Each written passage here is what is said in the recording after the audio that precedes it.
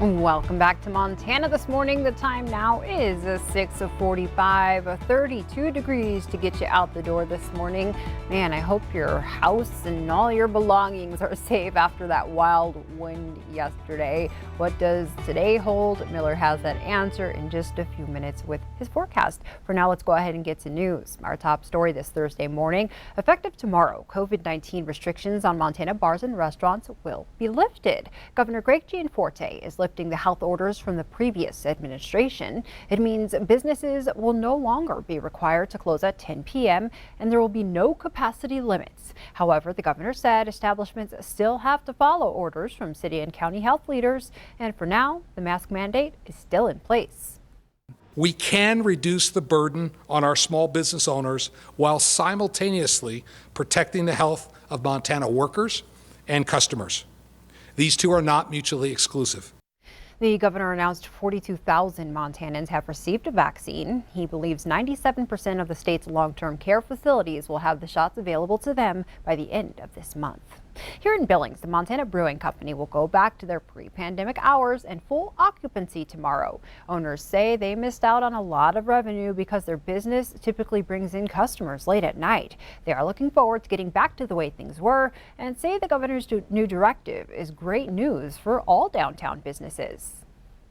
Even though they're competitors, we support all small local businesses. We want everybody to be successful. An opportunity for us is also an opportunity for them. We're all very excited. Things are going to get back to normal really quick in the next coming weeks. Owners add their staff will all continue to wear masks and cleaning will be a strong focus. Long-term care facilities in Billings are starting to receive the vaccines. Residents and staff at Highgate Senior Living were given their first doses yesterday. Many residents have not seen their families in months. The shots provided them with some much-needed hope that those reunions are coming soon.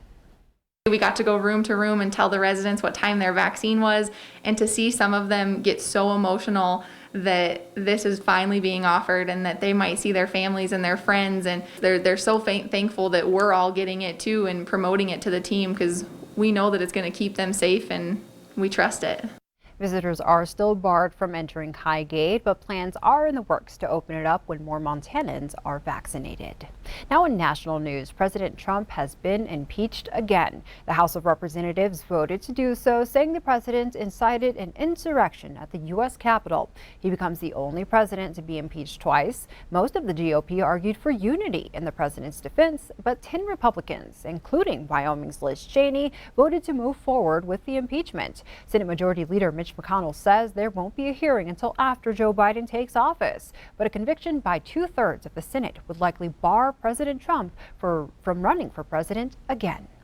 And this was a scene in D.C. as security is ramped up leading up to Inauguration Day. Hundreds of troops were seen resting in the halls of the U.S. Capitol. More than 20,000 National Guard troops are expected to help keep Washington, D.C. secure as President-elect Joe Biden is sworn into office. Numerous arrests have been made since last week's riot, and 31 Democrat members of Congress have asked for an investigation into reports that groups of people were given tours of the Capitol one day ahead of the attack. Continuing our coverage, the 20-year-old Billings man accused of stabbing his mom to death this week pleads not guilty. Bo Papin appeared in district court on a felony homicide charge on Wednesday. His bond is now set at $1 million. Papin allegedly stabbed 41-year-old Jessica Papin multiple times at their apartment on the 100 block of Calhoun Lane. If he will bond, he's ordered to be on GPS and to not have contact with the victim's family or any witnesses in the case. Now we go to Helena, where the Montana House has endorsed a bill to allow people to carry firearms on college campuses across the state. It also removes other prohibitions on carrying concealed weapons in certain places. The State Board of Regents currently prohibits firearms on state college campuses. This bill would block that prohibition. Republicans say the bill increases safety, but Democrats strongly disagree. When those issues come up and those things happen, who holds us accountable for those things? No one. No one holds us accountable because the bill is a dangerous precedent, and we'll probably see more of them this session. The reality of a good guy with a gun stopping an attack is a thing. I would challenge any member of this body to find me a mass shooting where the shooter was engaged by an individual with a firearm and then continued on to kill multiple people. It doesn't exist. Despite being the overwhelming minority, Democrats at the Montana legislature are still hoping to make progress on some of their top priorities. They say their main focus is health care. A new proposed bill would fine-tune an existing job training program aimed at easing a shortage in healthcare workers during the pandemic. Another would require medical providers to give patients written cost breakdowns for non-emergency procedures. When asked if Democrat-sponsored bills could gain much traction, leaders said they were hopeful. We represent a major portion of the state, and I would hope that our colleagues across the aisle would recognize that and recognize the fact that their voices are just as important as everyone else's. So, all of these bills, they cost little or nothing to the taxpayer. They help our economy, and they lower costs for Montanans. Governor Greg Gianforte has also talked about supporting bills that would stop surprise medical billing. The Democratic-sponsored bills have yet to be introduced at the 2021 session.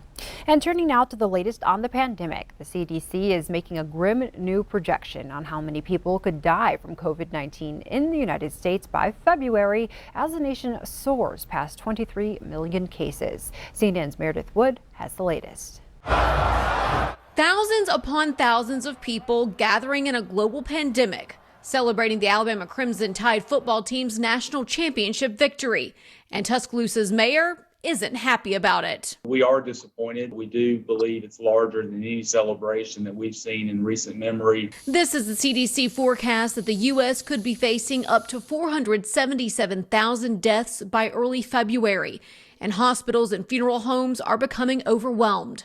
Our morgue capacity is very high. Because we're having this backlog, now I have several families waiting in line to schedule a burial, to have cremation, to have something done and have their loved one at rest. Now, as states move to open mass vaccination sites in places like stadiums and even Disneyland, pharmacy giants are ramping up for the wider vaccine rollout. CVS saying it will soon be able to administer 1 million doses of the COVID-19 vaccine per day. And Walgreens expects to administer 30 million doses of the vaccine by the end of the summer. And we're making sure that everyone is ready to get after this as soon as the vaccines become available in mass, which we believe will be probably March, April.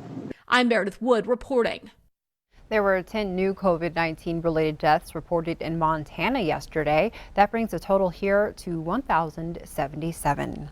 A global team of researchers have arrived in Wuhan, China to investigate the origins of the coronavirus. The 10-member team sent by the World Health Organization was finally approved by the Chinese government after months of negotiations. The team includes researchers from the U.S. and 8 other countries. The top theory by scientists is that COVID-19 was passed from a bat to humans, but how it happened is unclear. Researchers say it could take years of investigating before we know the true origin of the virus. Now we go to Yellowstone National Park, where rangers were recently forced to kill an animal that was stealing food from visitors. As MTN's John Shear explains, animal problems in the park can usually be traced back to people. So here's the scenario. You're walking along a path here in Mammoth in Yellowstone, and a wild animal comes running up. It's a coyote, about the size of a medium-sized dog, and it begins to badger you. So you do what most people do. You drop the chips and get out of there. So what did rangers do? We tried to do some aversive conditioning. That means scare it away using... like a paintball gun. So how did that work out? That did not work out well. The coyote came right back to its old tricks. So rangers had to kill it. The animal was getting aggressive and could have easily attacked and hurt someone. But you can't blame the coyote. So coyotes are incredibly smart animals. And people feed them. It doesn't take very many times for an animal to get fed before it's probably its death sentence. This has been a problem in Yellowstone for more than 100 years. And when an animal gets fed... they don't unlearn that behavior. And just moving the animal really doesn't help. If you were able to relocate them, they're going to have that behavior wherever they go to. Rangers say the only way to put a stop to things like this is to stop people from teaching coyotes they can get food from humans. In Mammoth at Yellowstone National Park, John Shearer, MTN News. Rangers say when people see animals in developed parts of the park, they need to let rangers know right away so the animals can be chased away for their own safety.